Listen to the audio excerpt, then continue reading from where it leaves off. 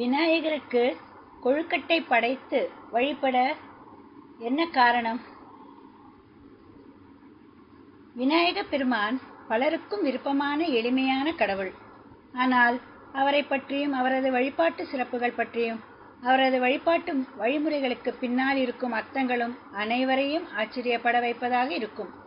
விநாயகருக்கு படைக்கப்படும் ஒவ்வொரு பொருளுக்கும் ஒரு ஆழ்ந்த அர்த்தம், ஒரு புராண கதை இருக்கும். விநாயகருக்கு படைக்கப்படும் மிக முக்கியமான நைவேத்தியங்களில் ஒன்று கொழுக்கட்டை. கொழுக்கட்டை இல்லாமல் விநாயகருக்கு படையல் நைவேத்தியம் என்பது இருக்காது. இந்த கொழுக்கட்டைக்கு அப்படி என்ன சிறப்பு? எதனால் கொழுக்கட்டையை விநாயகருக்கு படைக்க வேண்டும்? இந்த வழக்கம் எப்படி ஏற்பட்டது என்பதை இப்போது தெரிந்து கொள்ளலாம். விநாயகர் என்றதுமே அனைவருக்கும் அடுத்து நினைவிற்கு வரும் விஷயம் அவருக்கு மிகவும் விருப்பமான மோதகமும் கொழுக்கட்டையும் தான். விநாயகருக்கு கொழுக்கட்டை நைவேத்தியம் செய்வது பற்றி தத்துவ ரீதியான விளக்கம் சொல்லப்பட்டாலும் பிள்ளையாருக்கு கொழுக்கட்டை படைப்பதற்கு பின்னணியில் ஒரு புராண கதையும் சொல்லப்படுகிறது.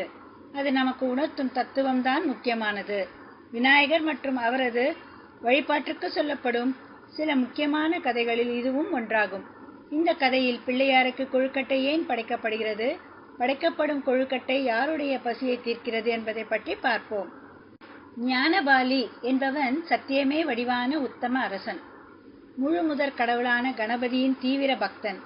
விநாயகரின் பக்தனாக நாட்டை நல்ல முறையில் ஆட்சி செய்து வந்தபோது ஒருமுறை பெரும் பஞ்சம் வந்துவிட்டது.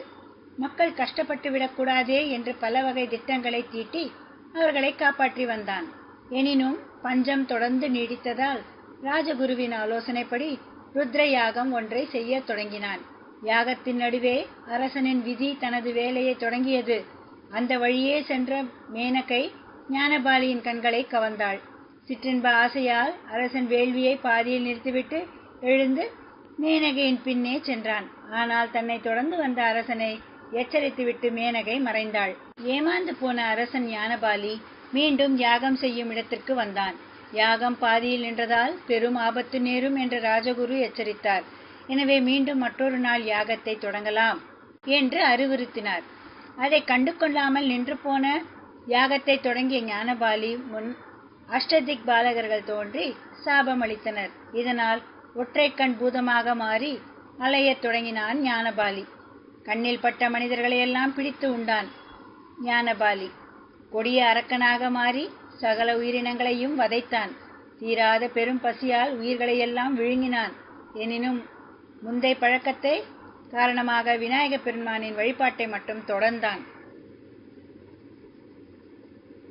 பூமிக்கே பெரும் அச்சுறுத்தலான ஞானபாலியை தேவர்களாலும் அழிக்க முடியவில்லை.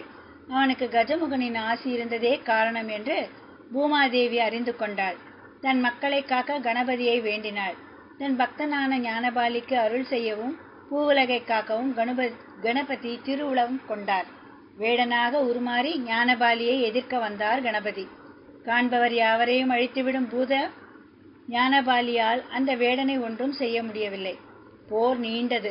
இறுதியாக வந்து இருப்பவர் கணபதி என்று கண்டு கொண்டான் ஞானபாலி. கண்ணீரோடு விழுந்து வணங்கி தன்னை ரட்சித்து ஏற்றுக்கொள்ளுமாறு வேண்டினான்.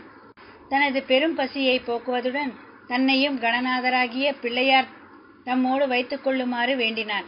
பிறப்பில்லா பெருவாழ்வை தந்து காக்குமாறு அழுதான். கண்ணீரால் தொழுதான். பரம பக்தனான ஞானபாலியை கொல்லவோ பூமியில் அப்படியே விட்டு செல்லவோ முழு முதற் கடவுளுக்கு மனம் வரவில்லை. கொடுமையான செயல்கள் புரிந்ததால் சொர்க்கமும் ஞானபாலிக்கு சாத்தியமில்லை என்று உணர்ந்தார். எனவே அவன் வேண்டியபடியே தன்னுடையே அவனை வைத்துக்கொள்ள எண்ணினார். அதே சமயம் அவனது பெரும் பசிக்கும் வழி செய்ய திருவுள்ளம் கொண்ட கணபதி விஸ்வரூப வடிவமெடுத்து ஞானபாலியை தன் கையால் பிடித்து அவனை ஒரு கொழுக்கட்டை வடிவமாக்கி விழுங்கிவிட்டார். இப்படியாக கணபதி கடவுளின் பக்தனான ஞானபாலி கொழுக்கட்டை வடிவத்தில் விநாயக பெருமானின் வயிற்றில் அமர்ந்து கொண்டான். பெறுதற்கரிய இந்த பேற்றை பெற்று ஆனந்தம் கொண்டான். தேவர்களும் மக்களும் இந்த சம்பவத்தை கண்டு மகிழ்ந்தார்கள். கணநாதரின் ஆணைப்படியே ஞானபாலியின் பசியை போக்க அவருக்கு கொழுக்கட்டை படைக்கவும் ஒப்புக்கொண்டார்கள். அன்றிலிருந்து அவருக்கு படைக்கப்படும் கொழுக்கட்டையோ ஞானபாலிக்கே போய் சேர்ந்தன. நாமும் இன்று வரை ஞானபாலியின் நினைவாக கொழுக்கட்டையை செய்து படைத்து வருகிறோம். கொழுக்கட்டைக்கு பின்னால் இருக்கும் தத்துவம்.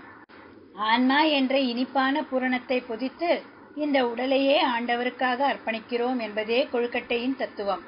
வாழும் காலம் வரை தன்னை அப்படியே ஒப்படைக்க முடியாது என்பதால் கொழுக்கட்டையின் வாயிலாக செய்கிறோம். ஞானபாலியை வைத்து விநாயகப் பெருமான் நம் ஒவ்வொருவரையும் சரணாகதி அடைய செய்துவிட்டார் என்பதே இந்த கதையின் அடிப்படை.